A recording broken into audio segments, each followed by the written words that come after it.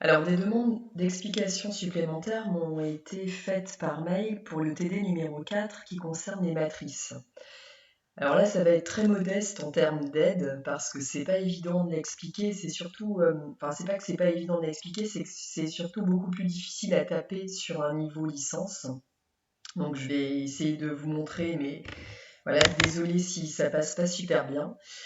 Alors, dans ce TD numéro 4 sont abordées différentes opérations sur les matrices. Alors d'abord, on revient à la base d'un format de matrice, et ça c'est nouveau pour ceux qui n'en ont jamais fait l'année dernière. On ajoute des matrices, et on va se rendre compte qu'on ne peut pas faire tout et n'importe quoi, c'est-à-dire qu'on ne peut pas ajouter tout type de matrice. On fait du produit, parce qu'il existe aussi le produit sur les matrices. Alors, si je reviens à la base, et qu'on remonte au niveau primaire, quand vous étiez en primaire, eh bien vous avez posé tout ce qui compte en maths en termes d'opération. Vous avez posé la somme, vous avez posé la différence, une multiplication et une division.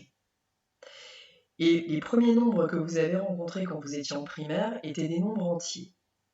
Puis sont apparus les nombres à virgule, et on a posé le même type d'opération sur les nombres à virgule. Puis sont arrivés des nombres négatifs, et on a posé le même type d'opération, c'est-à-dire somme, différence, produit, quotient, et inverse. La notion d'inverse est importante. Alors je rappelle qu'il y a deux mots, c'est inverse et opposé, et ce n'est pas pareil. Si vous regardez un nombre entier qui est 3, son opposé est moins 3. Vous prenez le même nombre entier 3, son inverse est 1 tiers.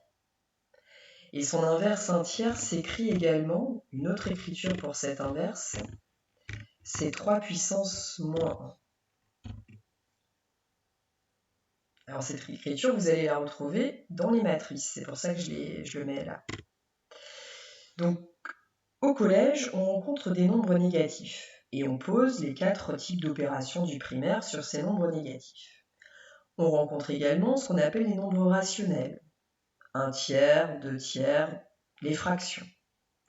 Au collège, on rencontre aussi les nombres irrationnels. Dans le théorème de Pythagore, quand vous appliquez le théorème de Pythagore, vous pouvez avoir des nombres irrationnels qui apparaissent. On a travaillé là-dessus en TD, ça nous est arrivé d'en rencontrer. Racine carrée de 2, racine carrée de 3 sont des nombres irrationnels. Vous montez au niveau lycée. Donc là, vous êtes en seconde. En seconde, vous avez rencontré des objets. Alors après, ça dépend, il y a eu des réformes, donc vous étiez peut-être pas concerné encore par les réformes. Vous aviez peut-être rencontré ces objets au collège en troisième. Vous avez rencontré des objets qui s'appellent des vecteurs. Les vecteurs, ce sont des objets sur lesquels on a essayé de poser des opérations, somme, différence, et ça c'est en seconde. Si vous avez fait une première S, vous avez vu qu'on pouvait multiplier des vecteurs. Ça s'appelle le produit scalaire. On ne peut par contre pas diviser des vecteurs. Et puis, apparaissent d'autres objets. Quand on monte au niveau terminal, terminal S alors terminal S SP ou terminal ES SP, ces objets sont des matrices.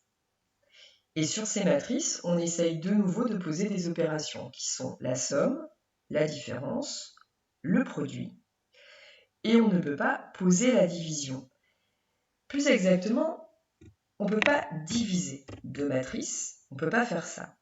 Par contre, on peut non pas diviser par une matrice, mais on peut multiplier par l'inverse d'une matrice, c'est-à-dire une nouvelle matrice qui s'écrirait comme ça, à condition que l'inverse de B existe. Donc c'est-à-dire qu'en fait, on remplace la division ici par la multiplication par l'inverse.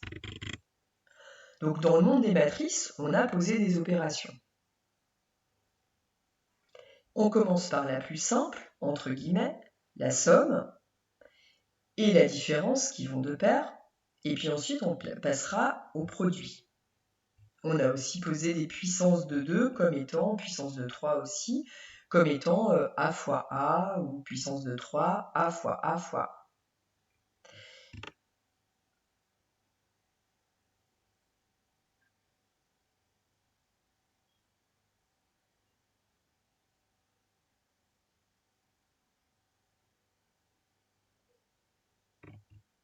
Alors, je ne dois pas avoir le bon TD.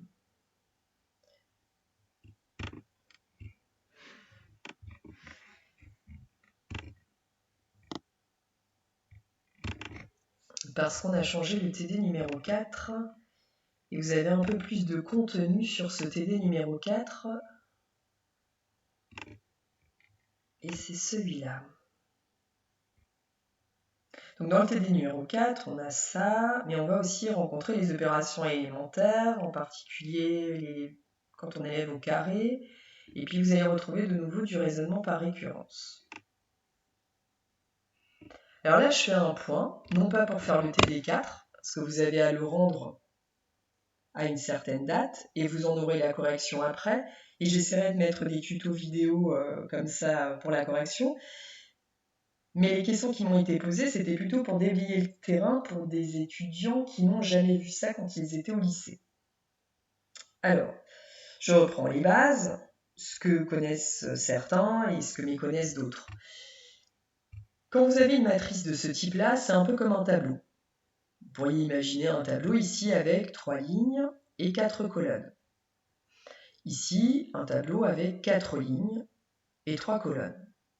Vous allez me dire, c'est peut-être simple, mais en fait, c'est pourtant hyper important pour savoir si vous allez faire certaines opérations sur les matrices. Il y a des choses que vous ne pourrez pas faire et ça dépendra justement du nombre de lignes et du nombre de colonnes. Donc c'est pas négligeable. C'est pour ça que ces questions intermédiaires du type quel est le format de A, quel est le format de B, elles peuvent apparaître hyper simples. Mais si vous ne le faites pas, vous n'aurez pas la base de vos calculs et vous allez peut-être faire des opérations qui n'ont aucun sens. Donc on commence là par la base. Alors le format de A, c'est quelque chose qui est noté, alors j'ai pas regardé le cours, parce qu'on m'a interrogé aussi là-dessus. Donc j'ai vu que M. Gourlet, on n'avait pas, lui et moi, la même façon de présenter le produit. Mais ça, après, c'est qu'une question de présentation, c'est pas forcément une question de résultat. Là. Donc voilà comment il présente le format. Donc le format pour lui, c'est un produit. Petit n va correspondre au nombre de lignes, petit p va correspondre au nombre de colonnes. Si on reprend le TD, dans la matrice A, le nombre de lignes est de 3. Je rappelle qu'une ligne, c'est quelque chose qui est horizontal. Donc ici, 2 et 3 lignes horizontales. Donc format de A, 3 x 4. Format de B, 4 x 3. Celle-là, elle a un nombre de lignes qui est différent. Pour chacune des expressions suivantes, dire s'il est possible de les calculer en justifiant votre réponse. Alors la question c'est, à quelles conditions peut-on faire une somme de matrices? Et là, je reprends votre TD, enfin non, pardon, je reprends votre cours, et je regarde si dans le cours, ça c'est indiqué.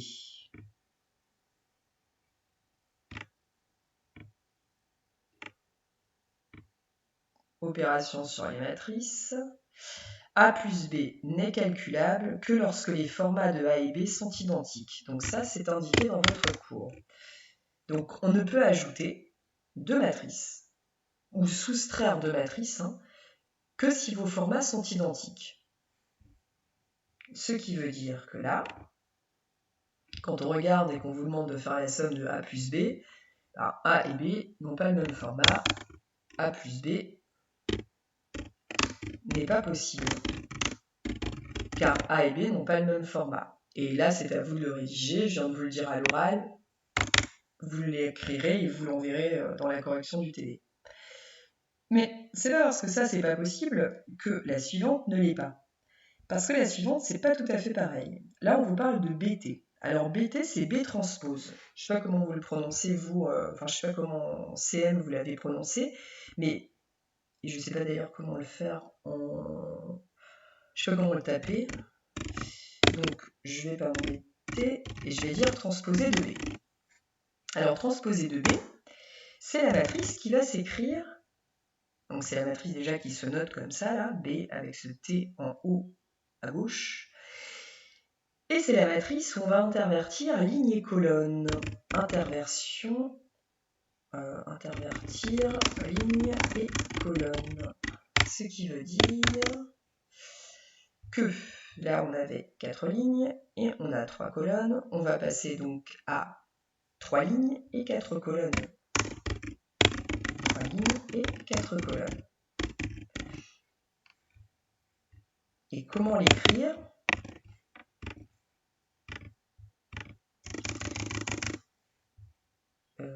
Comment l'écrire ?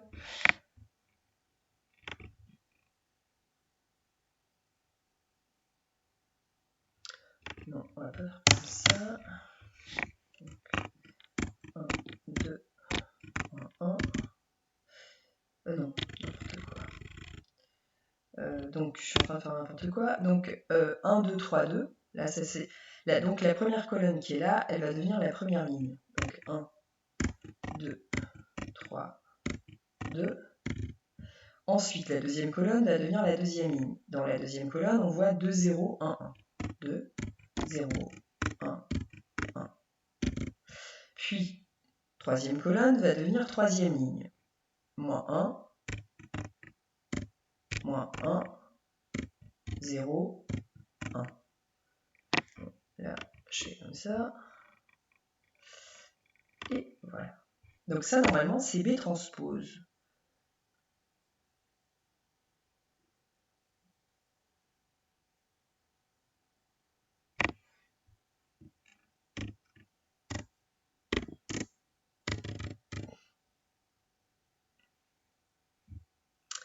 Je suis en train de réfléchir à comment on écrit B transpose.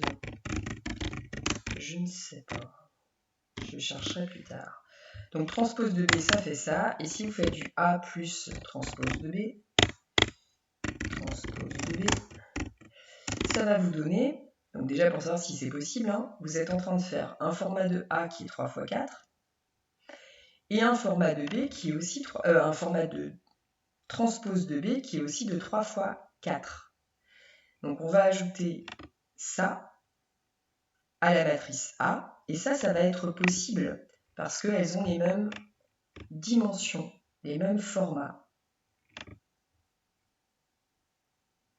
Alors si on regarde notre matrice A, elle s'écrit comme ça.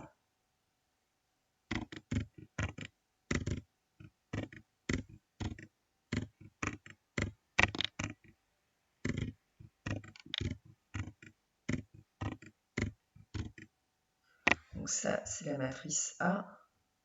J'espère que j'ai pas d'erreur. Mais de toute façon, si jamais j'ai une erreur de frappe, ça ne fait qu'une erreur de calcul. C'est pas gênant, la méthode, elle reste vraie. Voilà, plus, donc on a ça. Et maintenant, comment on somme ? Alors, je pense que ce sont des opérations qui sont assez naturelles. C'est imaginer que vous avez deux tableaux qui porteraient les mêmes unités, c'est-à-dire sur vos colonnes et sur vos lignes, et vous allez ajouter les coefficients qui sont à la même place. Donc ce coefficient-là, par exemple, c'est un coefficient qu'on note dans un cours de maths, dans le supérieur ou même en terminale. On le note comme ça. C'est le coefficient qui veut dire première ligne et première colonne. Donc notre A11 là, si je regarde cette première matrice-là, si on veut être vraiment cohérent en termes d'ordre,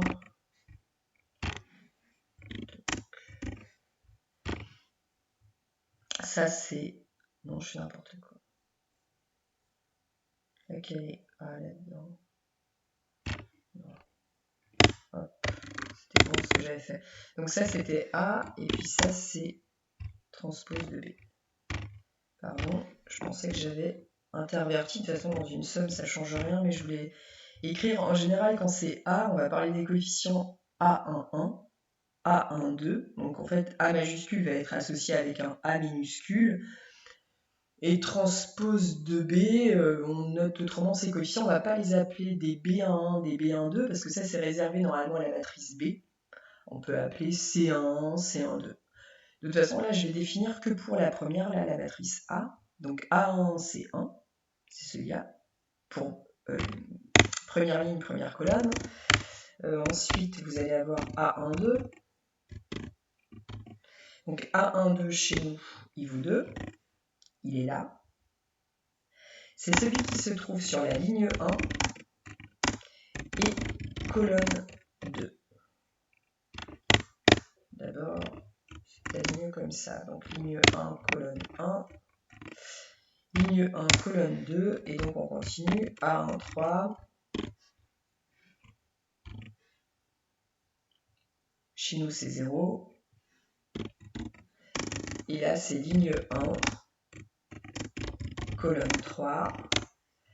Et puis A1, 4.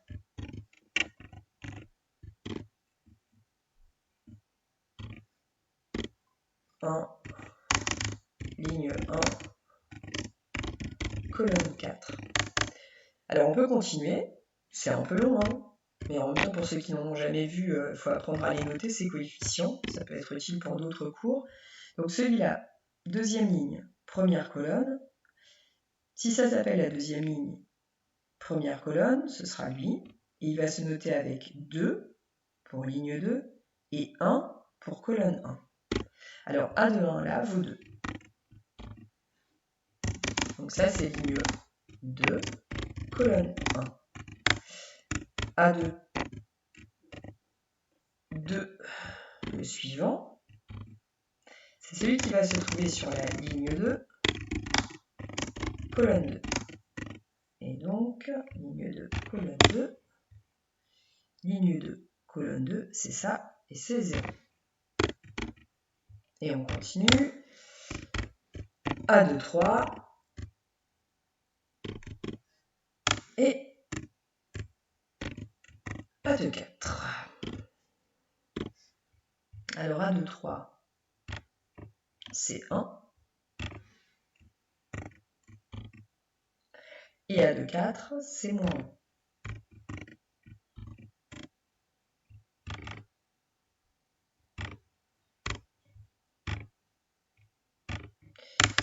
Et à l'oral, là, je pourrais dire que celui-là, c'est A3, 1, A3, 2, A3, 3, A3, 4. Donc chaque coefficient a une place bien définie dans votre matrice. Et quand on n'ajoute pas n'importe quelle place. On va ajouter des noms, des coefficients qui se trouvent exactement à la même position. Ça veut dire que là, on va aller ajouter ce 1 avec ce 1. Ça fait 2. On va aller ajouter ce 2 avec ce 2. Ça fait 4. On va aller ajouter celui-là, ce 0, avec le 3. Ça fait 3. Et on va aller ajouter le 1 avec le 2. 3 aussi. On continue. 2 et 2. 0 et 0. 1 et 1. Moins 1 et 1. 3 et moins 1. 1 et moins 1. 2 plus 0. 0 plus 1.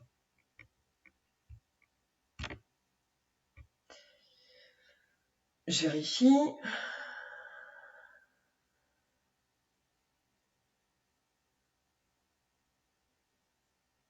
Ouais.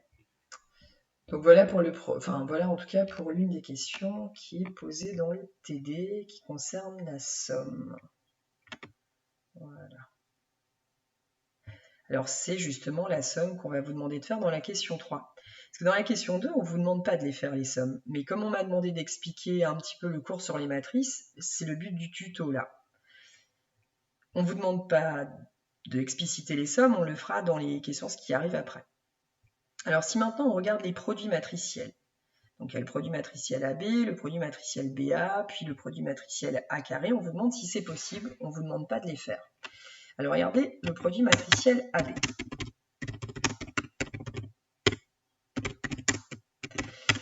Si on a décidé d'inventer une somme sur des matrices, on a aussi essayé d'inventer un produit sur des matrices. Donc c'est une définition qu'on pose. On ne peut pas faire n'importe quel produit. il va falloir faire attention là au nombre de lignes et de colonnes. Ce pas les mêmes règles que pour la somme et la différence. Ça, vous avez dû le voir normalement dans votre cours. Donc comme tout à l'heure, on a vu comment on faisait ici pour la somme, on a revu la transposée. On va voir où ça apparaît dans votre cours. Voilà, cette histoire de produit. Le calcul du produit n'est possible que lorsque les formats de A et B sont compatibles. Alors ça ne veut pas dire identiques. Hein. Le nombre de colonnes de A doit être égal au nombre de lignes de B. Alors moi je dis, c'est un peu comme le Tetris. C'est comme si des blocs se rentraient dedans et explosaient. Alors je ne sais pas si vous avez joué au Tetris, c'est un peu comme Candy Crush aussi. Bon, on a les références qu'on a.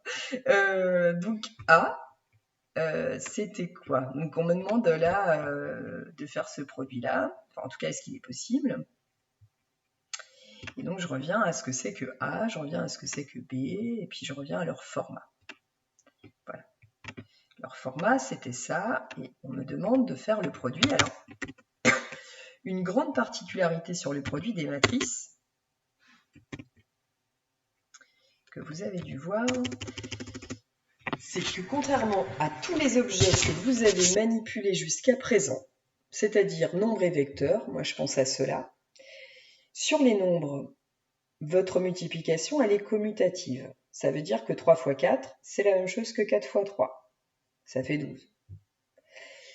Pour les élèves qui ont fait une première S ou une première STI 2D, qui ont rencontré les vecteurs, vous avez rencontré le produit scalaire en première. Ce produit scalaire correspond à un produit de vecteurs et il est aussi commutatif, c'est-à-dire U scalaire V égale V scalaire U. Eh bien, à la grande différence des produits que vous avez rencontrés quand vous étiez au lycée, le produit matriciel, lui, il n'est pas commutatif. Ça veut dire que quand on vous propose AB, c'est pas la même chose du tout que BA. Il n'y a pas de raison que ce soit identique. Donc quand vous avez AB à faire, vous avez un ordre à respecter. Et donc ça veut dire que même pour savoir si ce produit est possible, je vais aller regarder le format de A, 3,4, le format de B, 4,3. Et d'après mon cours, il faut que le nombre de colonnes de A doit être égal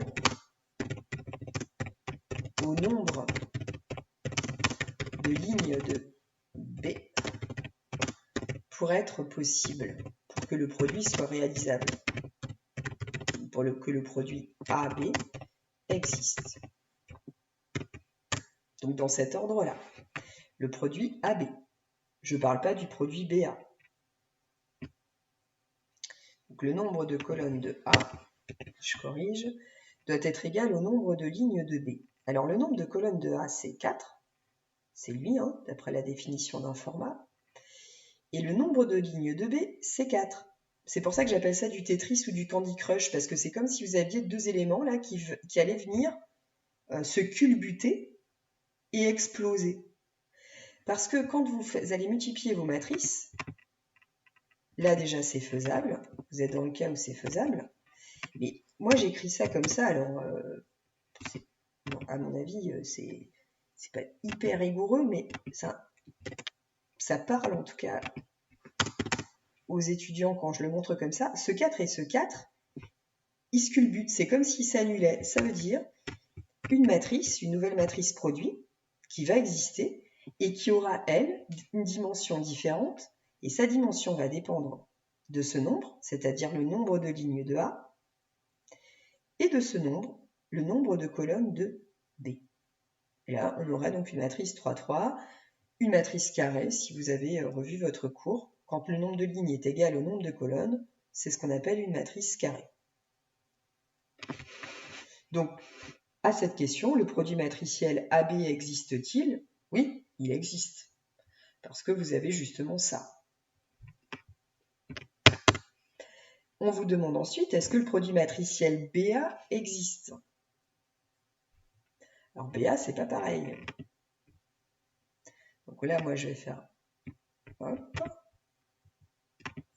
du copier-coller, donc en faisant croire que c'est pareil, mais non, pas du tout. Donc le format de A, ben, il n'est plus là. Parce que pour moi, je vais l'écrire à droite. Hop. Et donc mon produit, c'est BA. Et là, je vais regarder le nombre de colonnes de ma première matrice, donc c'est B. Alors le nombre de colonnes de B, il doit être égal au nombre de lignes de A, pour que ça marche.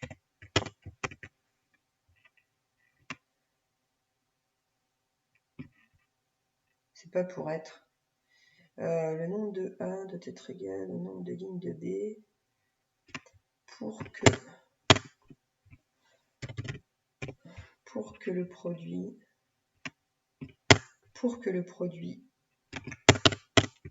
BA existe.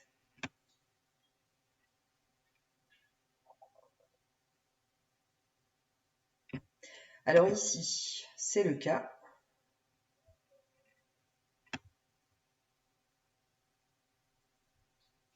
Parce que votre nombre ici de colonnes de B, c'est 3. Votre nombre de lignes de A, c'est 3. Donc vous allez être, comme tout à l'heure, face à un produit matriciel qui existe, que vous allez pouvoir faire.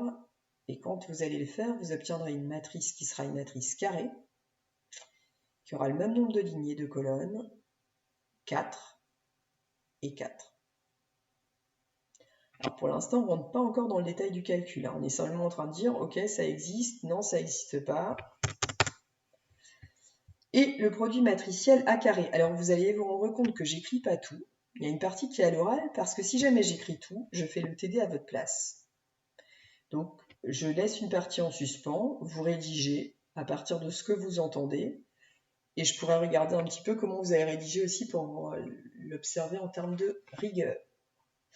Donc le produit matriciel A carré. Alors A carré, il n'y a pas de raison que ce soit différent de ce que vous avez déjà vu au collège ou au lycée sur ce qu'on appelle un carré, c'est A fois A. Et je ne vois pas pourquoi votre définition ici du produit changerait. Vous avez besoin du format de A, et le format de A, vous l'aviez ici. Donc ça, c'est le format de A. Hop. Et donc le format de A, c'est ça. Et puis, vu que vous allez multiplier par la même matrice qui est A, vous avez de nouveau 3 fois 4.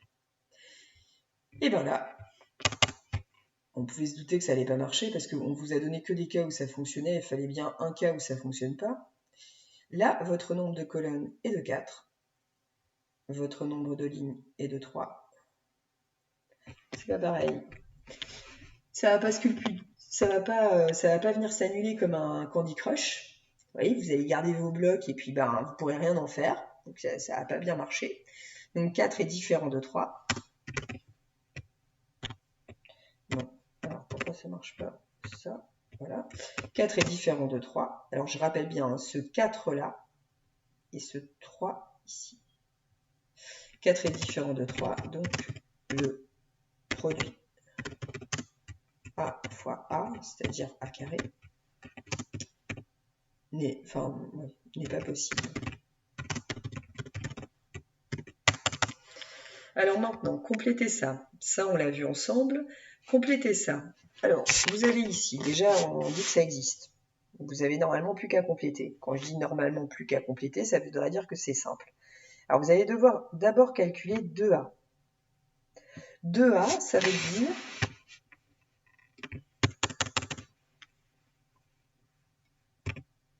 Donc, je suis à la question 4. Donc, 2A, c'est quand vous allez multiplier tous les coefficients de la matrice A par 2. Alors, tous les coefficients de la matrice A, c'est cette matrice-là. Et donc, vous multipliez tous les coefficients de cette matrice par 2. Ça veut dire que ça ne va pas faire la même chose. Vous devriez obtenir ici 2, 4, 0, 2, 4, 0, 2, moins 2, 6, 2, 4, 0. Bon. Maintenant, il faut changer là-dessus.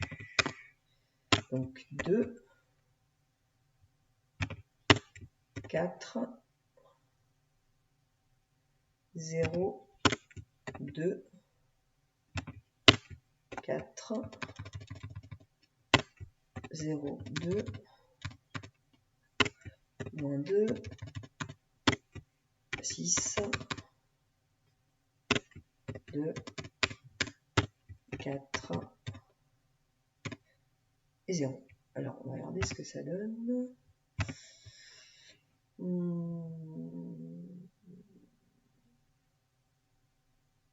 Ouais, c'est bon. Alors, une fois que vous avez ça, on ne vous demande pas de vous arrêter, on vous demande de faire 2A, c'est-à-dire cette matrice-là, plus la transposée de B. Alors, la transposée de B, c'est la matrice qui est ici. Elles ont les mêmes dimensions, donc vous pouvez ajouter.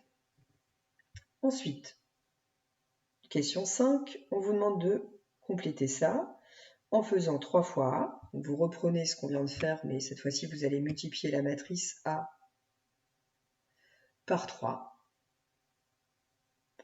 Et vous allez devoir retrancher 2 fois la transposée de B. Alors, pour retrancher, donc là, vous allez donc, pour la question 5, faire 3 d'un côté. Ensuite, je vous conseille de faire 2 fois la transposée de B.